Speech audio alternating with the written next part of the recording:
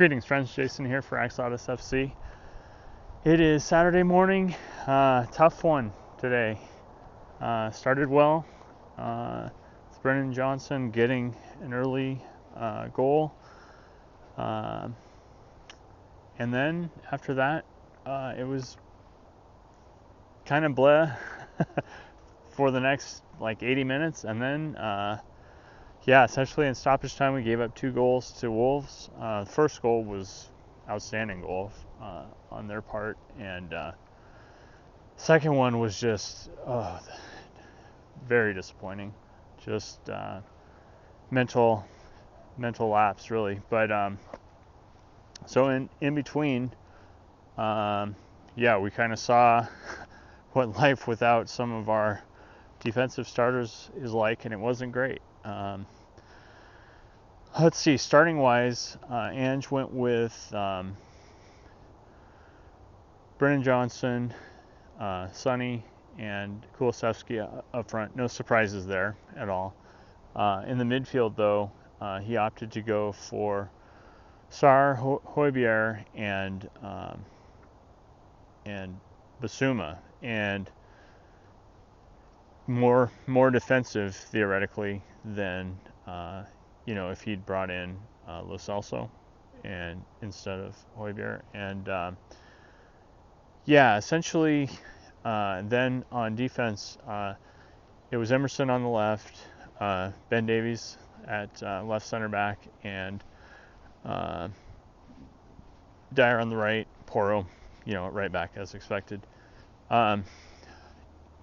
Davies was good. He was basically man of the match because he kept cleaning up defensive messes, getting that last deflection to save potential scoring opportunities.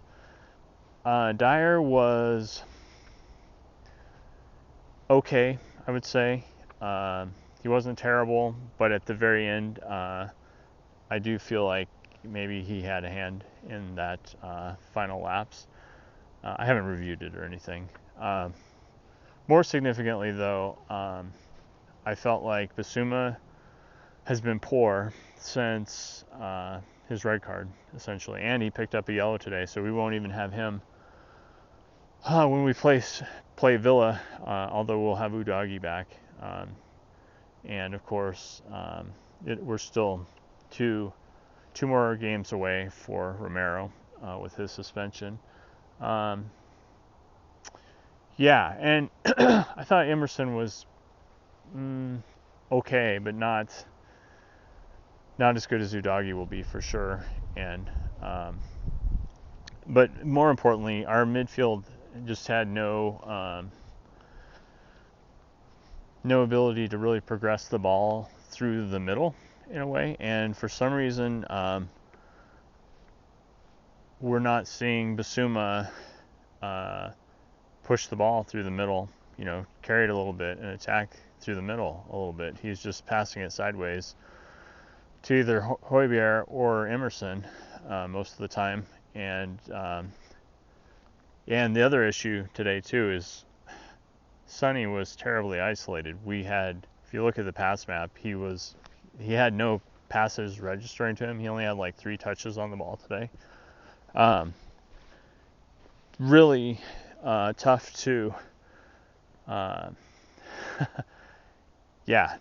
really tough to generate our usual offense if we're not possessing it. And the other thing was, even though our possession was high, at least in the first half when I saw it, it was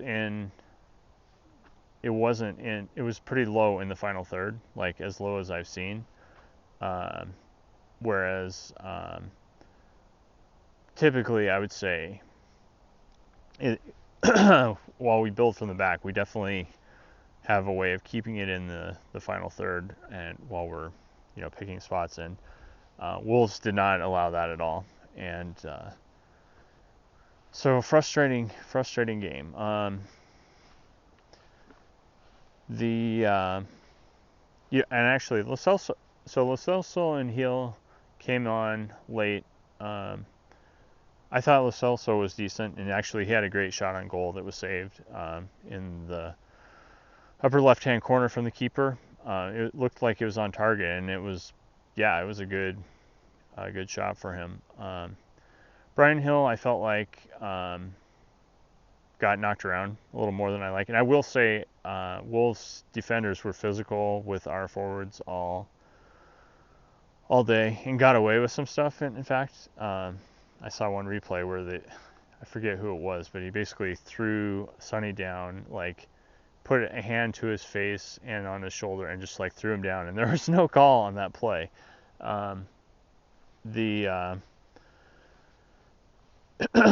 Yeah, so anyway, tough game for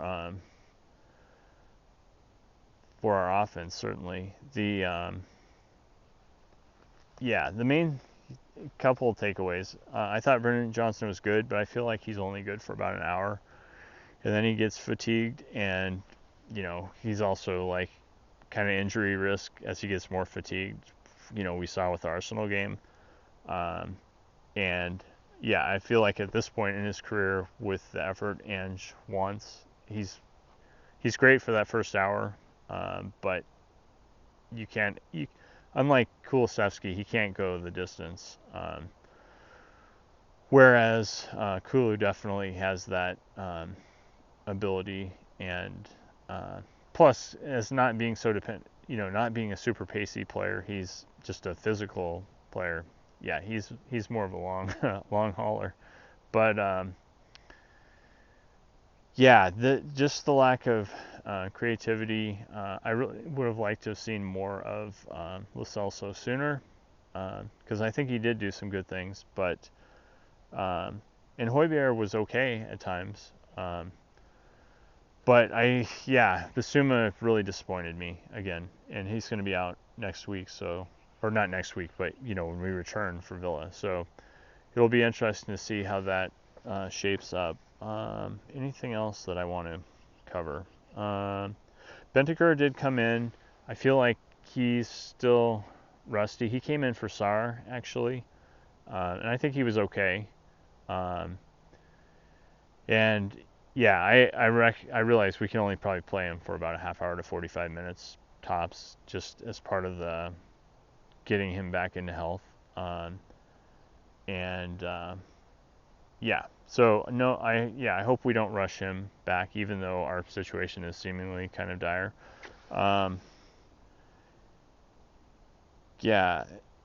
Let's see. I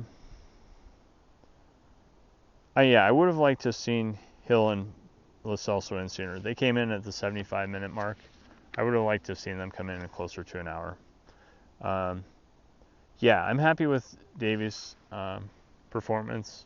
I'm not convinced by Dyer at all. And as some people have said, if at